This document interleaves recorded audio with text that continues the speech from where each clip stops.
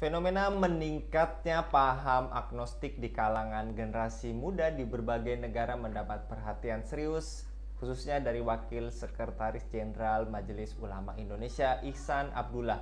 Dalam keterangannya, beliau menegaskan bahwa paham agnostik tidak sejalan dengan nilai-nilai dasar bangsa Indonesia yang berlandaskan Pancasila. Agnostik adalah pandangan yang meragukan keberadaan Tuhan atau tidak berkomitmen untuk mempercayainya, meski tidak secara langsung menolak keberadaan Tuhan seperti paham ateisme. Istilah ini berasal dari bahasa Yunani.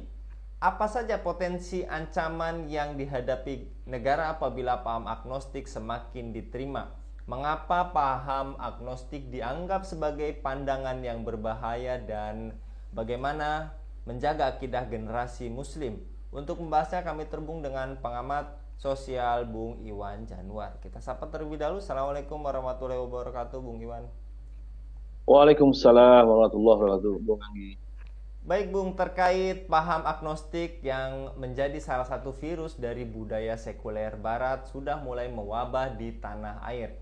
Menurut Anda, apa saja faktor menguatnya tren pada pemuda yang mulai lari dari agama hingga menjadi agnostik maupun ateis, Bung? Baik, Bung Anggi juga pemirsa Kabar Petang. Yang pertama kita tentu harus membedakan antara agnostik dengan ateis ya, walaupun ini setipis tisu ya. Jadi kalau ateis itu kan adalah orang-orang yang mereka menganut satu keyakinan bahwa there is no God, gak ada Tuhan ya. Misalkan mereka mengambil pandangan Nietzsche yang mengatakan God is dead, Tuhan sudah mati. Yang ada tuh Uberman, itu bahwasanya ya manusia lah harus berusaha, berikhtiar untuk bisa survive mempertahankan hidupnya. Jadi there is no God atau God is dead, Tuhan sudah mati. Tapi kalau agnostik ini adalah mereka orang-orang yang percaya adanya Tuhan. Saya tidak mengatakan sampai yakin ya, tapi percaya adanya Tuhan, tapi mereka kemudian juga tidak yakin bahwa kepercayaan mereka bahwa Tuhan itu ada benar atau salah. Jadi mereka sekedar mempercayai adanya Tuhan ya. Eh, ya mereka tidak peduli apakah benar atau salah. Dan yang kedua, agnostik juga adalah orang-orang yang mereka tidak menganut satu agama pun, karena bagi mereka bahwa yang penting adalah percaya pada Tuhan. Walaupun mereka sendiri tidak sampai sepenuhnya yakin bahwa Tuhan itu adalah ada. Apa faktor penyebabnya? Jadi ini penelitian dari Huxley abad 19, dia melihat fenomena agnostik itu sangat merebak di masyarakat barat yang sekuler dengan melihat bahwasanya agama Nasrani itu mengalami kebangkrutan. Jadi agama Nasrani tidak bisa menjawab persoalan kemodernan, tidak bisa juga kompatibel dengan kehidupan yang sekarang ini ada, juga terjadi tindakan yang korup dari para tokoh-tokoh agama Nasrani ini yang menjadikan sebagian orang, terutama kalangan muda, mereka itu kecewa dengan agama, ya. Ditambah juga yang kedua adalah karena sudah semakin lemahnya pengajaran agama. Jadi yang pertama itu kekecewaan pada agama, Bung Anggi. Ya. Dan kalau kita lihat di Indonesia pun jumlah anak-anak muda, ya katakanlah Gen Z sampai yang berikutnya itu memang kalaupun nggak dikatakan banyak, ya, tapi memang itu bertambah ya. Kenapa? Satu, ini kekecewaan terhadap agama. Yang mereka bilang agama itu maksudnya adalah perilaku orang-orang yang beragama. Itu kan satu hal yang harus dipisahkan. Tapi mereka tidak memisahkan antara agama dengan perilaku orang-orang yang beragama. Misalnya mereka melihat pejabat Kementerian Agama lah katakannya korup, seorang pimpinan atau politisi partai berlabelkan Islam tapi korup misalnya begitu ya, atau melihat orang yang sudah berhaji rajin sholat, rajin juga berzakat, tapi ternyata terlibat perbuatan asusila dan sebagainya. Ini membuat mereka kemudian kecewa bahwa ternyata agama itu tidak bisa memberikan dan menuntut orang pada kebenaran. Orang yang beragama saja rusak kok begitu kan. Jadi kalau gitu memang nggak mesti kita beragama, kita cukup percaya di Tuhan. Ini yang pertama ya Bung Andi ya.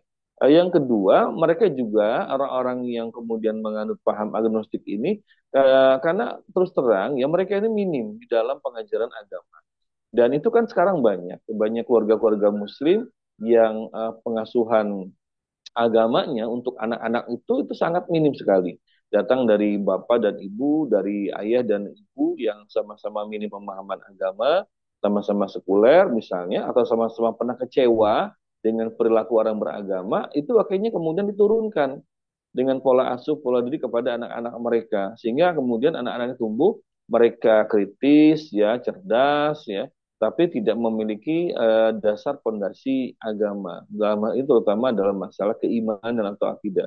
Sehingga bagi mereka, kepercayaan pada agama itu bukan sesuatu yang penting. Yang penting adalah percaya adanya Tuhan. Walaupun di mata sebagian orang penganut agnostik itu, bahwa Tuhan itu ada atau tidak ada, itu nggak penting bagi mereka. Mereka juga tidak yakin Tuhan itu eksis ataukah tidak eksis. Yang penting percaya adanya Tuhan.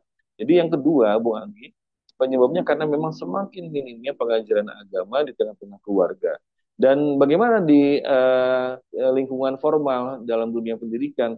Ya hampir sama, karena di sekolah, di kampus, pendidikan agama tuh diajarkan tidak mengasah nalar kritis, tidak menjawab nalar kritis di kalangan para pelajar dan mahasiswa. Juga para pengajar agama itu mereka tidak menjadikan agama sebagai sebuah solving problem untuk persoalan kekinian. Jadi seringkali para pengajar agama, baik guru agama, dosen, termasuk ya para tokoh-tokoh agama di masyarakat, para ustadz dari majelis taklim, ketika menyampaikan agama kepada masyarakat itu sesuatu yang sifatnya sangat tekstual. Jadi tidak beranjak dari pengajaran dan tema-tema yang belasan abad lalu yang ada dalam kitab itu. Ya kitab itu tidak salah, tapi harusnya orang yang kemudian mentransfer pengajaran kitab itu bisa menjelaskan sesuai dengan konteks kekinian. Nah, karena tidak bisa, karena tidak mereka tidak melakukan itu, akhirnya sebagian orang melihat agama itu sudah out of date, sudah ketinggalan zaman, sudah nggak bisa menjawab problem kekinian, maka muncullah tadi sebagian orang yang agnostik. Jadi mereka tidak perlu beragama, yang penting percaya pada Tuhan. Itu diantaranya Bung Anggi, faktor penyebab munculnya agnostik dan juga ateisme. Dan juga muncul pengakuan dari para influencer yang mendeklarasikan diri sebagai seorang agnostik. Apakah menurut Anda wajar atau presiden buruk, Bung? Yang pertama, sebetulnya bisa dilihat orang-orang hari ini yang mereka mengatakan agnostik atau ateis itu seringkali mereka itu orang-orang yang sebetulnya nggak kritis ya, tapi karena FOMO, karena mereka lihat misalnya ya ada tokoh, ada publik figur di luar negeri ataupun dalam negeri yang mereka lihat itu keren ya, itu ternyata mereka agnostik atau ateis, mereka ikut-ikutan atau lihat atau ikut circle-nya. Karena circle-nya juga ada orang-orang yang agnostik, yang ateis, mereka ikut tanpa mereka sebetulnya menggunakan nalar kritis untuk kemudian sampai pada satu keyakinan bahwa mereka itu agnostik atau ateis begitu ya. Jadi banyak karena sebetulnya ikut-ikutan. Saya tidak yakin bahwa banyak orang itu menjadi ateis atau agnostik itu karena sebuah studi yang panjang sampai mereka berkesimpulan ateis itu hakiki, agnostik itu benar seperti itu. Yang kedua ini persoalan memang ya ketidakmauan taat pada agama. Kan mereka nggak mau ya. Kemudian diatur sholat, diatur kemudian larangan minuman keras, nggak mau berzina. Nah, kalau gue ini nanti jadi orang yang taat sama agama, gue nggak bisa having fun nih, nggak bisa kemudian datang ke klub ya, nggak bisa nonton tari striptis, nggak bisa kemudian sampai melakukan perzinahan sama cewek-cewek atau mau cowok-cowok begitu kan ya. Nah jadi ada juga orang yang mereka itu memilih agnostik atau ateis itu bukan karena nalar kritis, juga bukan karena FOMO, tapi karena memang mereka nggak mau terikat sama agama. Karena mereka ingin hidup bebas, ingin having fun. Karena kan kebayang, kalau orang itu dia taat pada agama, maka mereka nggak mungkin bisa melakukan seperti itu. Jadi yang kedua ada karena memang yang mereka ingin hidup bebas, ingin having fun, ingin ya free ya seperti itu. Dan itu nggak mungkin ke agama. Jadi mereka mendeklar saya agnostik, saya ateis, bahwa mereka itu tidak pernah melakukan studi panjang tentang agnostik atau ateis. Begitu Bung Anggi. Lantas, apa saja potensi ancaman yang dihadapi negara apabila paham-paham seperti ini semakin diterima, Bung? Iya, jadi bahayanya pertama untuk anak-anak muda kita Gen Z ya, karena mereka itu influencer ya, mereka punya pengikut, kemudian juga mungkin diviralkan. Sementara sekarang studi agama Islam ya dalam hal ini maksud saya di rumah, kemudian di tempat lembaga pendidikan itu banyak yang tidak atau belum memenuhi sesuatu yang memuaskan nalar kritis dari anak-anak muda kita. banyak yang kaku, banyak yang kemudian juga menyatakan ini haram itu haram, tapi tidak memberikan solving problem, tidak memberikan penjelasan tentang kondisi yang sekarang ada, tidak memberikan solusi untuk kondisi yang ada. Maka ini kekhawatiran saya nanti jumlahnya itu kemudian akan bertambah. Nah, apa ancaman bagi masyarakat, bagi negara? Kalau orang sudah agnostik, maka kan nggak ada pengikatnya, nggak ada alat kendalinya. Alat kendalinya cuma diri mereka saja. Lalu bagaimana? Nanti berbagai macam dampak kerusakan sosial, ekonomi itu akan semakin banyak. Karena orang agnostik nggak kenal halal haram kan, orang ateis apalagi nggak tahu dan nggak mau tahu halal haram. Maka dalam kehidupan pribadi dan sosial misalnya mereka ya akan terbiasa dengan hubungan di luar nikah, Simon Leven, ya, LGBT seperti itu mereka akan lakukan karena apa pengikatnya tidak ada. Paling hanya sekedar ya apa namanya pilihan pribadi saja itu pun akan lemah. Begitu mereka ikut dalam satu circle yang di situ wah memang hidupnya betul-betul free, bebas, hedon, maka akan terbawa ke sana.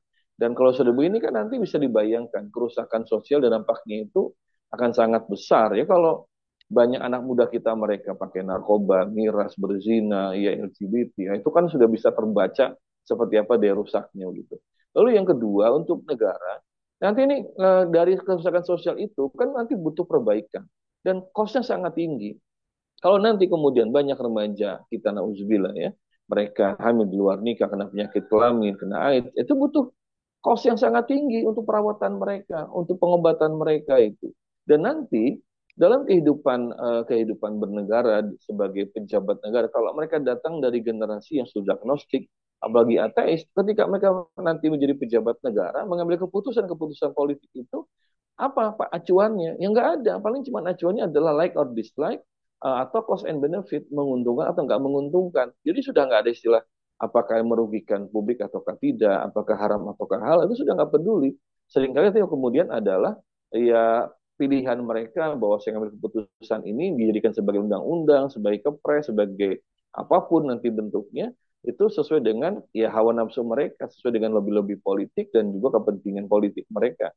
Sehingga nanti tidak akan berpihak kepada publik, apalagi kemudian ya ada muatan agama. Sama sekali itu akan jauh. Ya sekarang saja ya, walaupun anggota dewan kita mereka masih muslim secara agama di KTP, tapi banyak keputusan-keputusan yang itu sudah tidak lagi mengindahkan aturan halal haram, ya, dan sudah lagi banyak keputusan yang tidak berpihak pada kepentingan publik. Apalagi kalau nanti semakin banyak para pejabat kita yang agnostik atau ateis. Demikian, Bung Anggi.